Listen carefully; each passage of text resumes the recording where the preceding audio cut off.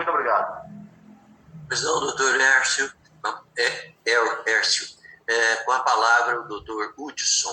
Doutor Hudson, o senhor tem o prazo de 10 minutos, prorrogável, igual aos anteriores, por mais 5, se houver necessidade. O senhor tem a palavra. Ok, excelência. Primeiramente, boa tarde a todos. Gostaria de cumprimentar o eminente desembargador, presidente, relator Edson Miguel, os demais desembargadores, na pessoa da Carmeci e do desembargador Leandro Crispim. Gostaria de cumprimentar um ilustre representante da Procuradoria e cumprimentar todos os demais colegas que se encontram presentes assistindo essa sessão de julgamento. Excelências, nobres desembargadores, de uma forma bastante concisa, de uma forma bastante exígua, irei tecer alguns pontos pertinentes, alguns pontos cruciais para uma melhor elucidação desse fato no que concerne a essa condenação que fora feita ao acusado. Excelência, desembargador, trata-se de uma apelação que a defesa vem sustentando que os jurados julgaram o contrário, prova nos autos. É notório e ser disso, desembargador Miguel, que os jurados, eles julgam pela sua íntima convicção. Porém, eles precisam de algo para julgar. Eles não podem simplesmente chegar lá e falar que vai condenar ou simplesmente chegar lá e falar que vai absolver. Eles precisam de algo. E esse algo, desembargadora Carmeci, é as provas transpostas tanto na ótica defensiva como na ótica da acusação. Então eles vão fazer uma hermenêutica, uma exegese, uma interpretação do que está sendo dito e ali vai formar a sua íntima convicção. Nesse caso em comento, desembargador Edson Miguel, o que aconteceu foi que julgaram o contrário prova nos autos. Por quê? Porque se vislumbrar, se analisar de uma forma perfunctória os autos existentes nesse caderno processual, vislumbrará que todas as testemunhas são uníssonas em falar que não foi o acusado, ou pelo menos não viu ninguém. Aí vamos perquirindo mais, vamos em mais prospecção. Se vislumbra que foi feita uma perícia no celular do acusado, o apelante. Foi feita uma perícia nesse celular. Sabe o que se encontrou, desembargador? Nada. Aí vamos perquirir cada vez mais. Por que aconteceu isso? Por que foi julgado contrário à prova nos autos? Foi feito, desembargadores, foi feito uma perícia no carro que foi carbonizado. Aí se pergunta, encontrou alguma coisa relacionada, fazendo alusão do apelante a esse caso em comento? Não, nada. Então eu fico extremamente atônito, eu fico extremamente estarrecido, espantado com esse tipo de condenação. Porque as provas preponderantes, nesse caso em comento, desembargador Edson Miguel, elas são essas, testemunhas, as testemunhas são uníssonas em falar que não foi acusado, as provas periciais, a interceptação telefônica, a prova feita no carro carbonizado, essas são as provas preponderantes. E todas essas provas, desembargadores, denotam com a clareza meridiana que vossas excelências precisam para anular esse julgamento a inocência do acusado. Todas essas provas denotam a inocência do acusado. Para ficar bem claro, desembargadores, o que a defesa está transpondo, se fizer uma análise densa nas contras-razões que o MP apresentou no evento 30, vislumbrará que, no fato que está relacionado ao apelante, a qual eu defendo aqui, não se fala nada. Não sequer diz qual foi a conduta, qual foi a prática, qual foi a conduta dele naquele caso em comento. Sabe por que isso acontece, desembargadora Carmeci? Porque não se tem nada. Então, não se tem nada contra o acusado e mesmo assim sustentar uma condenação. É por isso que esse defensor afirma de forma categórica, de forma contundente, para todos vocês, desembargadores, que os jurados julgaram o contrário, prova nos autos. Aí se pergunta, qual que é o elemento, então, o que faz alusão ao acusado está nesse caso em comento? Desembargador, sabe o que é? Aconteceu um acidente com ele numa chácara, com o acusado numa chácara. Ali, ele sofreu um acidente de queimadura.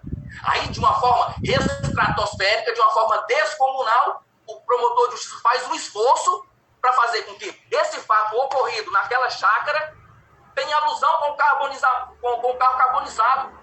Então, foi o que ele transpôs para o conselho de sentença e ali os jurados cobraram esse tipo de situação. Porque todas as provas remanescentes, todas as provas existentes desse caderno processual denotam com a clareza meridiana que vossa excelência precisam para deliberar que o acusado é inocente. Aí se pergunta, desembargadores, Foi feita perícia lá para ver, lá na chácara, para ver se realmente corrobora com o que o acusado está falando, se aconteceu isso? Não, desembargador. Eu pergunto, mas por que não foi? Será que as provas colhidas somente para aquelas que ele acredita, o delegado acredita ser pertinente para uma condenação? Porque, pelo que eu saiba, todas as provas, todos os elementos que circundam o processo, o fato em comento, tem que ser levado ao conhecimento de todos. Mas, pelo que eu vi aqui, o delegado só quer apresentar provas que favorecem aquilo que ele acredita que era uma condenação. Desembargadores, aí se pergunta por que foi feito isso? Ninguém sabe responder. Ninguém sabe. Proeminente, ululante, a violação do artigo 593, inciso 3ª, linha D do Código de Processo Penal, que fala que os jurados julgaram contrário prova nos autos. Porque é notório que, como foi dito outrora, o princípio da íntima convicção é um princípio que está ratificado na Constituição Federal, mas ele tem certas limitações. E a limitação dele é quando o jurado julga contrário de prova nos autos, o que se vislumbra claramente, desembargadores, nesse caso em comento. Aqui, nobres julgadores, o que vislumbramos foi o atropelamento de tudo aquilo que nós acreditamos como presunção de inocência, princípio do indúbio pro réu, perícias que foram feitas no celular, que não foram levadas, que não foram transpostas e não foram valoradas, provas testemunhais que todas são uníssonas, no sentido de falar que o acusado é inocente. Então atropelou tudo isso para forçar uma condenação totalmente, uma condenação que não tem supedâneo, que não tem lastro, como já fora dito pelos advogados que me antecederam, cheio de nulidades, nobres julgadores, cheio de vícios que precisam ser sanados por essa turma. Desembargador, o que vislumbramos odiernamente, principalmente nos interior, é que o conselho de sentença ele tem uma certa amizade, uma certa ligação com o promotor de justiça, e eles vislumbram o promotor de justiça como um paladino da honestidade, como uma pessoa que nunca erra, como uma pessoa que fala sempre algo de uma forma absoluta e verdadeira. Só que, na verdade, nós julgadores, e todos nós sabemos que às vezes o promotor pode estar errado. E como está errado nesse caso em comento, impedir uma condenação? Só o que vislumbramos? Os jurados, eles não querem nem saber, dependendo do grau de ligação que ele tiver com o promotor, eles não querem nem saber das provas, nobres julgadores, nobres desembargadores. Não, simplesmente eles fecham os olhos e falam, o que o promotor de justiça está pedindo? É condenação? Se é condenação é porque é verdade. Eu não quero nem saber das provas. O promotor falou, é isso aqui mesmo. Isso, nobre desembargador, o que acontece são decisões teratológicas, decisões extremamente esdrúxulas, como é o que acontece, o que está acontecendo nesse caso em comento. Porque se analisarmos, nobres julgadores, eu não vi ninguém naquele caso em comento, eu não vi ninguém. Então aí se pergunta, como que o acusado está nessa situação? Como que se condena uma pessoa nesses moldes? É por isso, desembargadores, que precisa de uma ação enérgica de Vossa Excelência nesse caso em comento. Como fora dito preteritamente, processo eivado, cheio de vícios, de ilegalidades, e que precisa ser sanado por Vossa Excelência, porque, como fora dito preteritamente, existem provas robustas, provas contundentes, falando que o acusado, falando que não é o acusado e que não viram. Existem provas, desembargadores, existe prova nos autos que comprova que testemunhas viram o acusado, o apelante, indo para essa chácara ao entardecer. Tudo isso ratificado no processo. Mas e por que isso não foi valorado?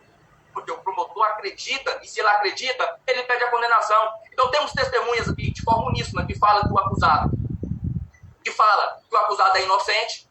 Foi feita a perícia que denotou com toda a clareza meridiana que Vossas Excelências precisam para deliberar que ele não tem participação nenhuma, não encontrou nada, um resquício sequer de qualquer ligação com esse fato em comento. Feito perícia também no carro, o que também não